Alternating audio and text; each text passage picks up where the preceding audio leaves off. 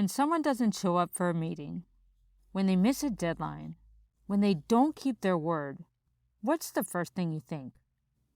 Unreliable? Can't be trusted? Doesn't value my time?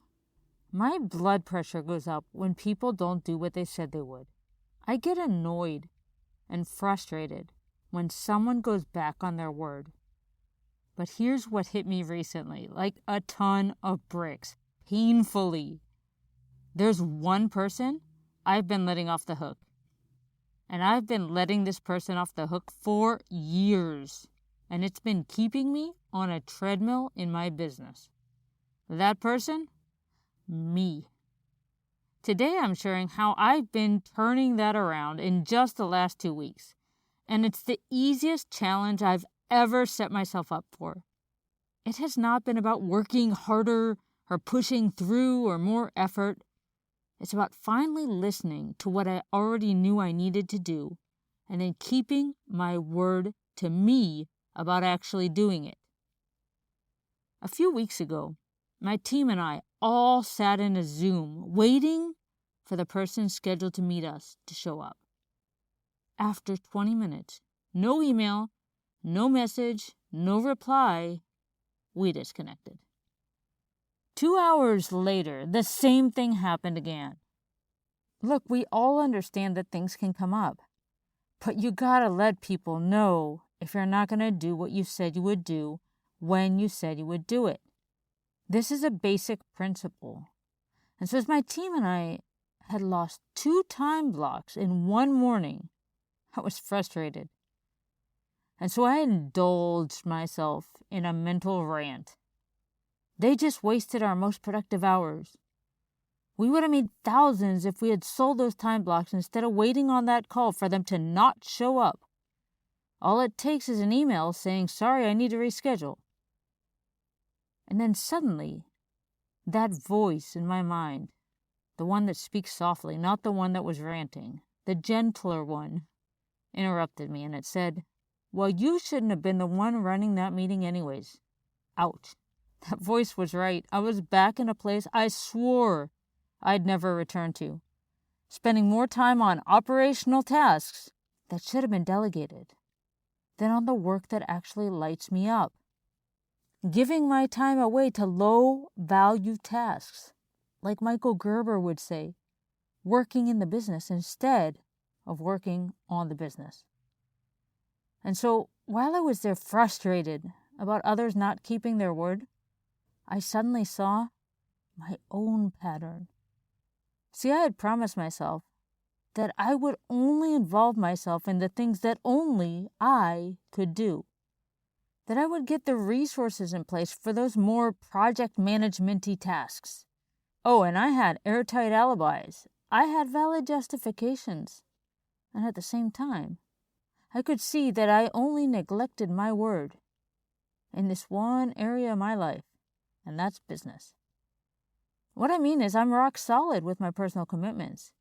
If I say I'm running 18 miles on Saturday morning, I am up at 2:30 in the morning, period. If I tell my dad I'll call him on Wednesday and something comes up, I call for even 2 minutes to say, "I have to deal with something urgent and I'll call you tomorrow," but I call. But in business, I would promise myself that I would stop doing this or start doing that. And then I would let excuses like I don't have time or I'm too busy get in the way. But how bad has this letting myself off the hook thing been? The other day I was looking for a specific photo from a client photo shoot in 2018. When I was going through the photo gallery on my computer, I saw a video also from 2018, and I was wearing the exact same shirt I had on that day. So I got curious, and I clicked play. And when I watched it, all I could say was, "You are kidding me."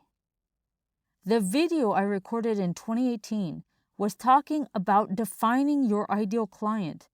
This is material I cover in my program that I launched this year in 2025. So for 7 years, I had known exactly what to do. 7 years. The words were there. The framework was there. I had all sorts of videos I had recorded, and I never released them. I never launched that program until 7 years later. I had told myself I would launch that program back in 2018. And I even recorded the videos, and then I let excuses get in the way. I probably created my own problems so that they would get in the way and become excuses. But there is one more thing that I discovered. I said to myself, well, if I'd only known 7 years ago, and then that soft, gentle voice from within, it came back and it said, I've been telling you, but you won't shut up and listen. Ouch again. I did know what to do 7 years ago. I just didn't keep my word to myself about actually following through. When I finally did it, it paid off. So that is when I created a little challenge for myself. Now, when we think challenge, our brain typically thinks pain, discomfort, stretching ourselves. But this challenge, in fact, has been very easy. Here's the simple challenge. For 2 weeks, I promised myself I would just follow my intuition with no arguing, no overthinking, just action. I'm not even through the 2 weeks yet. The results? I launched my first speed networking event. I've been saying that for years, that I wanted to do one. What's worse is that when I actually launched it, it turns out it was already an option in my GoToWebinar subscription that I'd been paying for years. So it didn't cost me a penny, just a little bit of time. I created a mastermind group for my clients. This is a huge one. I had actually written down last year which clients I wanted to invite. I knew this would be important for them because they all have these amazing networks that don't have a ton of overlap. And they can bring each other opportunities and give each other tips. And even more importantly, see how a mastermind works so they can create their own. The third thing I did is I opened enrollment to my next small group program. I don't know what I was waiting for. It's an invitation-only program, and all I had to do was invite people.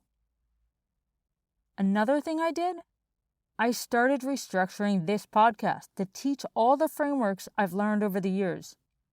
I've read over 100 books, and I use what I learned.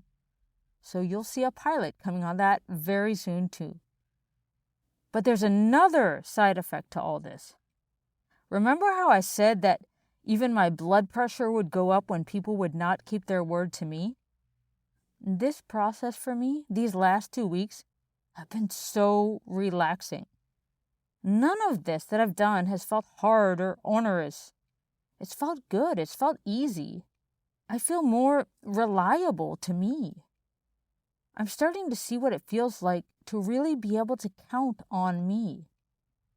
Each time my intuition has said, do this, I just did it. No committee meeting in my head. No pros and cons list. No, but what if this disastrous scenario happens? No stressing out, just action. Listen to my intuition, commit, take action. And there's so much more, and I could take you through a whole list. But the point is, I have more momentum in my business now than I have had in years, and it's felt effortless. Why was I making it so hard on myself before? So here's what I learned. I don't have to spend hours looking for more answers. Most of the time, I just need to listen to what I already know and obey and take action and do the things I know I need to do to advance in business and stop letting myself off the hook. So ask yourself, what have you known you need to do for a long time, but you haven't done it? What position did you promise yourself you'd never be in again, but there you are? What answers are you out there searching for when that soft-spoken, gentle voice from within has been telling you for years what to do?